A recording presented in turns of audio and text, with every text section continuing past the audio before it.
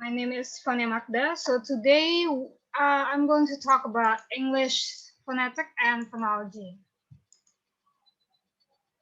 So this video is, in particular, we're going to focusing on core material, and that is phonological features.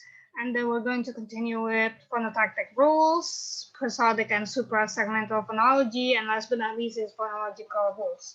Now we're going to start with phonological features. Now, in phonology, there are four major class features, and that is syllabic, vocalic, approximant, and sonorant. Now, we're going to talk about syllabic and vocalic first. Now, syllabic sounds are those which may function as the nucleus of a syllable. Now, by default, only vowels are positive syllabic, and all consonants are negative syllabic. Now, as for vocalic, now the vowels and glides or semi-vowels are considered positive vocalics, and other sounds are negative vocalic. Now, this feature exists primarily to distinguish the glides from other consonants due to their similarity to vowels. Next, approximant and sonorant. Now, positive approximant phones are a superset of the positive vocalic phones. Positive approximant applies to all the approximant, which includes vowels, liquids, and glides. Now, all other sounds are negative approximant. Now, for sonorant, positive sonorant are another superset, this time of the positive approximant phones. Positive sonorant additionally includes nasal consonants. Now, specifically, sonorant refers to any speech sound which produces a non-turbulent airflows. Next, place features. Now, place feature consists of labial with dependent feature round. Labial phones are those which require use of the lips to produce, which corresponds to the labial and labiodental places of articulation. Detail in detail. As for the dependent features, there are only one for labial, which is round. Now, round sounds require the lips to be made into the shape of an O. Next, we got coronal sounds. Now, coronal sounds require articulation of the front part of the tongue. And with the dependent features are anterior and distributed. Now, anterior phones are those made by using the tip of the tongue at the front of the mouth. As for distributed, now distributed phones are those where the tongue is sort of spread wide. Now, dorsal. Now, in contrast to coronal, the dorsal sounds are those made by articulating the back half of the tongue.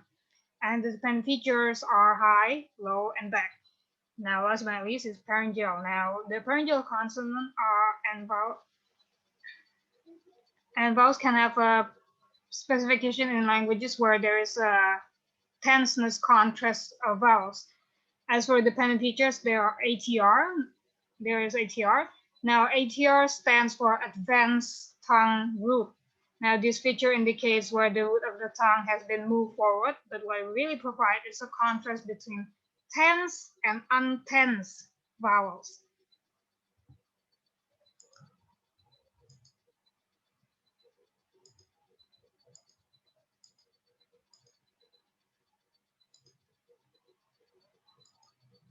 Now we're going to focusing on laryngeal features. Now, laryngeal features consist of voice, aspirated, and glottalized. Now, I'm going to explain quick about this. So,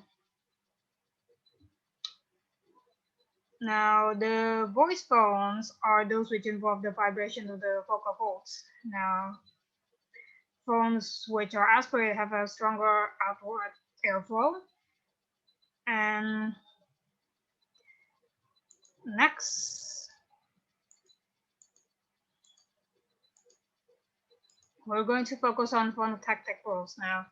Phonotactic is a branch of phonology that deals with restriction in a language on the permissible combination of phonemes. Now, English allows at most 3 consonants in the onset, but among native words, other standard accents, phonemes in a 3-consonantal onset are limited to schemes such as S plus stop plus approximant. So, for example, S plus T plus J equals 2.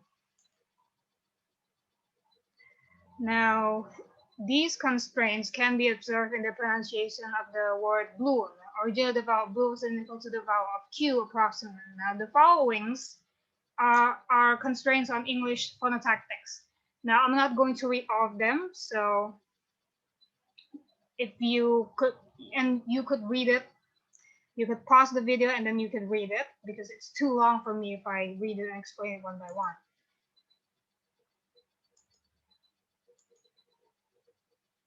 Now, moving on to prosodic and suprasegmental phonology. Now, prosodic phonology is a theory of the way in which the flow of speech is organized into a finite set of phonological units. Now, for example, even in the absence of phonological rules, the prosodic units of grammar are relevant at the first level of speech processing and the disambiguation of ambiguous sentences.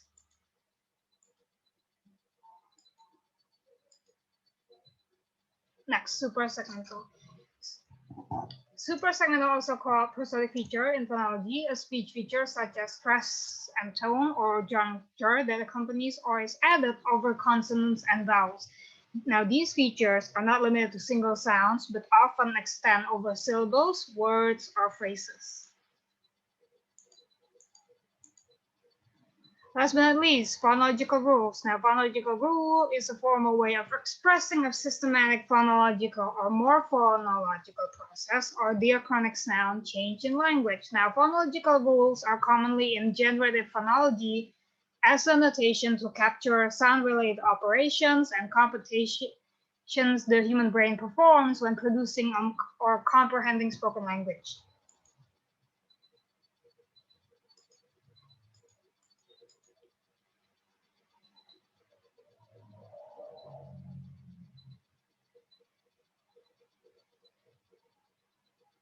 Now, it's important to remember the characteristic in phonological rules. Now, there is language specificity. A phonological rule that is present in one language may not be present in other languages. And then there is productivity, untaught and unconscious. Now, speakers apply these rules without being aware of it, without any explicit teaching. And last but not least, intuitive is where we are in a way programmed to understand which languages that is not fit with the rules of grammar and rules of language in general.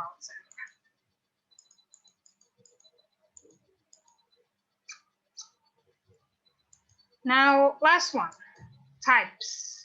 In phonological rules, there are 4 types. First, assimilation. Now, assimilation is when a sound changes one of its features to be more similar to an adjacent sound. Next, we got dissimilation. Dissimilation is the opposite of assimilation, and it's when the sound changes one of its features to become less similar to an adjacent sound. Third, we got insertion. Now, insertion is happen when an extra sound is added between 2 others. Now, last but not least is deletion. Now, deletion is when a sound, such as a stressless syllable or a weak consonant, is not pronounced. Now, for example, most American English speakers do not pronounce the D in handbag. All right, that is it for me.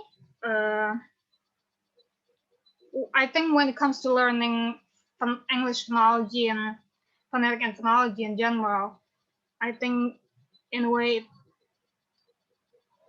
we need to read a lot, read the materials, understand the material, then you could apply it to your study. Yes, so thank you for watching.